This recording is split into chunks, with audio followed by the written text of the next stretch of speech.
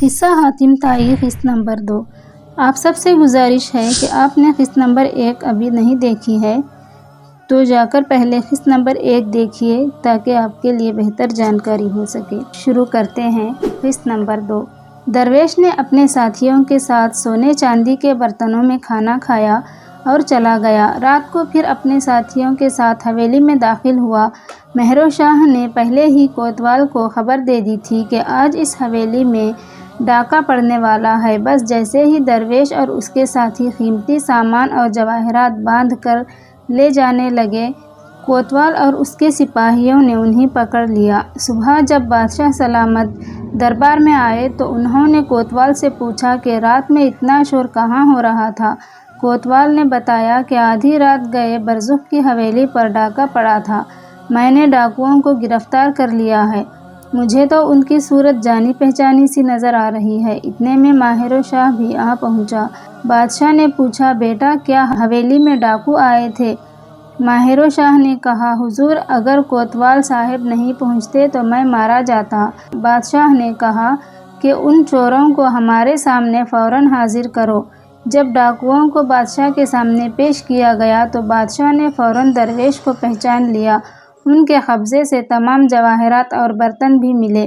بادشاہ نے فوراً حکم دیا کہ اس مکار درویش اور اس کے ساتھیوں کو سولی پر لٹکا دو۔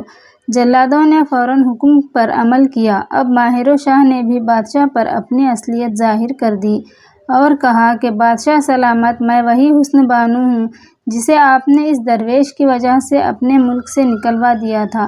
یہ سن کر بادشاہ بہت شرمندہ ہوا۔ حسن بانو نے اسی وقت بادشاہ کو اپنے محل میں آنے کی دعوت دی۔ بادشاہ حسن بانو کی دولت دیکھ کر دنگ رہ گیا۔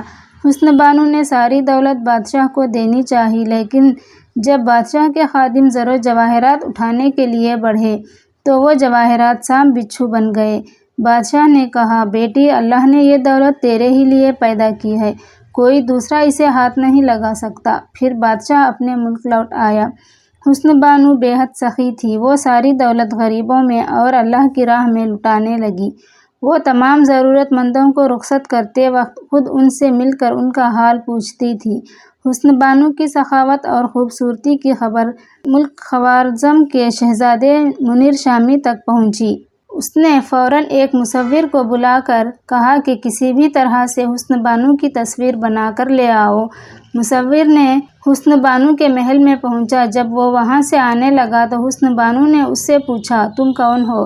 مصور نے جواب دیا کہ میں ایک مصور ہوں اور اب آپ ہی کے شہر میں رہنا چاہتا ہوں۔ حسن بانو نے ہر ایک سے پردے کے پیچھے بیٹھ کر ملاقات کرتی تھی۔ حسن بانو نے مصور سے کہا کہ اچھا میری تصویر بھی بنا دو۔ مصور نے کہا کہ آپ جھروکے میں بیٹھ جائیں اور نیچے ایک تھالی میں پانی رکھ دیں، میں پانی میں آپ کی ایک جھلک دیکھ کر تصویر بنا دوں گا۔ حسن بانو نے ایسا ہی کیا۔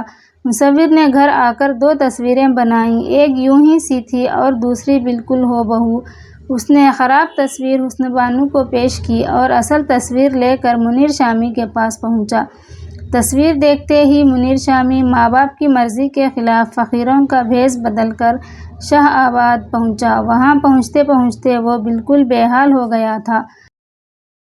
حسن بانو کے ملازموں نے اسے کھلانا پلانا چاہا لیکن اس نے انکار کر دیا۔ آخر حسن بانو نے خود اس سے ملاقات کی۔ منیر شامی نے اسے بتایا کہ میں شہزادہ ہوں اور تم سے شادی کرنا چاہتا ہوں۔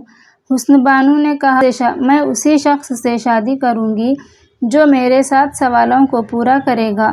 میرا پہلا سوال، ایک بار دیکھا ہے، دوسری بار دیکھنے کی تمنا ہے۔ اس سوال کو پورا کرنے کے لیے منیر شامی نکل پڑا اور در در بھٹکتا رہا، تباہ حال ہو کر ایک جنگل میں بیٹھا رو رہا تھا کہ اتفاق سے ادھر سے حاتم کا گزارا ہوا جو اسی جنگل میں شکار کھیل رہا تھا۔ اس نے منیر شامی سے رونے کی وجہ پوچھی۔ منیر شامی نے کہا، میرے بھائی، میرا کام ایسا ہے جسے کوئی پورا نہیں کر سکتا۔ حاتم طائی نے کہا، مجھے بتاؤ، میں تمہارا کام پورا کروں گا۔ منیر شامی نے حسن بانو کی تصویر حاتم طائی کو دکھلائی اور کہا کہ میں اس سے شادی کرنا چاہتا ہوں لیکن اس کی شرطیں بہت سخت ہیں۔ حاتم منیر شامی کو لے کر اپنے ملک یمن آ گیا۔ منیر شامی کو صاف ستھرا لباس دیا، غسل کا انتظام کیا اور پھر اسے لے کر شاہ آباد پہنچا۔